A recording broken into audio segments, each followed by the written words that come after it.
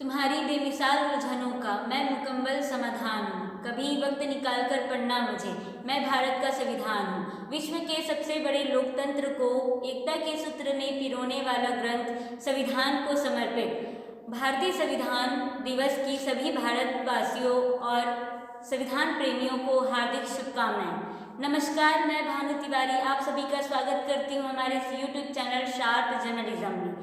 आज का हमारा विषय है संविधान दिवस।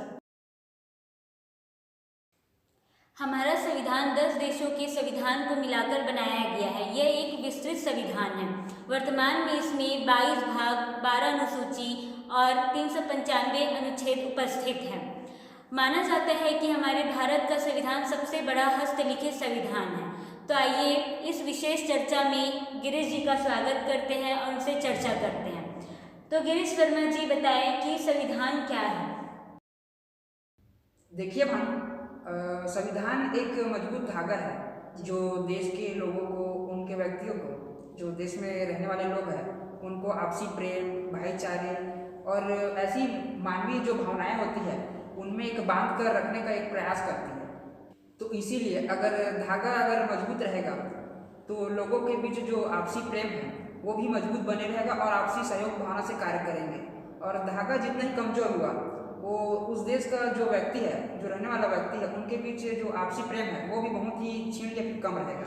तो गिरीश जी, जो प्रारूप समिति के सदस्य हैं उन्होंने संविधान को जिस उद्देश्य से बनाया था, क्या संविधान आप उनके अनुसार क्या संविधान यही है? तो भानु, इस कार्यक्रम के शुरुआत में जो आपने एक कविता कही थी कि संविधान बेमिसाल उलझनों का एक समाधान है, तो इसका उत्तर भी इसी कविता में छुपा हुआ है। संविधान एक अनुशासन है जो लोगों को अनुशासित करे। संविधान एक नियम है जो लोगों को एक ही राह पे चलने के लिए एक मार्गदर्शन दे। संविधान एक बुलंद आवाज है जो बैठे लोगों को, जो नीचे वर्ग के हैं उनको आवाज तक, शासन तक पहुंचाए। संविधान एक अधिकार है जो लोगों को समान रूप से जो सेवा है, जो शिक्षा है, वो समान रूप से सभी लोगों तक पहुंचाए। तो भानु, संविधान को हम एक ढांचे की तरह देख सकते हैं जो एक राष्ट्र को एक सशक्त राष्ट्र बनाने में मदद करता है। तो गिरीश जी, ये बताइए कि हमें आज़ादी के बहुत साल हो चुके हैं, तो क्या हम पूर्ण रूप से संविधान को अपना पाए हैं?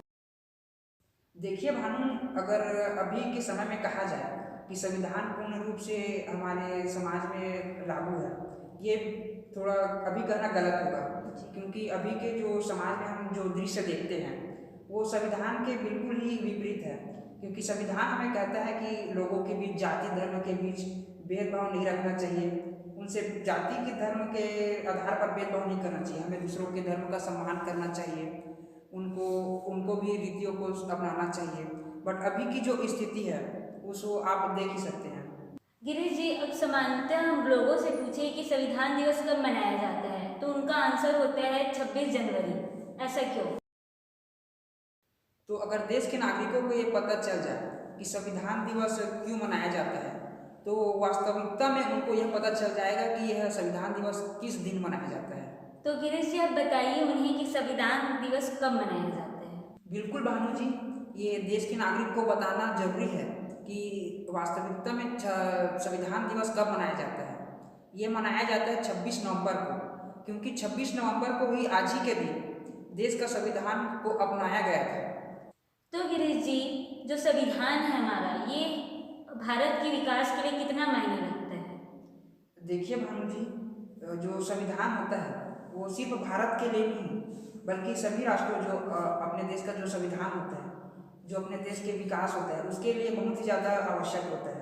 क्योंकि संविधान ही है जो एक नियम बनाता है कि देश का विकास कैसे किया जाए, लोगों का विकास कैसे किया जाए, जो आम जनता है उस तक कैसे पहुंचा जाए, अपने विचार को किस प्रकार से उन पर अभिव्यक्त किया जा सके, ये सब संविधान बताता है। और जब तक लोक का विकास नहीं होगा, राष्ट्र का विकास भी नहीं हो सकता।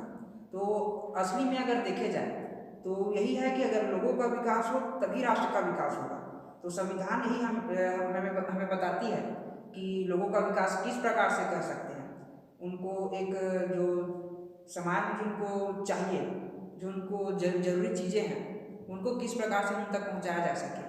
तो अगर ये कहें कि संविधान ही है जो एक ढांचा होता है कि किस प्रकार से उसका विकास किया जाए, एक सीढ़ी बोल सकते हैं, उसको ये संविधान बताता है। तो ये रही आज की हमारी चर्चा संविधान दिवस के ऊपर। तो आगे इसी प्रकार की चर्चा सुनने और देखने के लिए शार्प जर्नलिज्म पर बने रहे।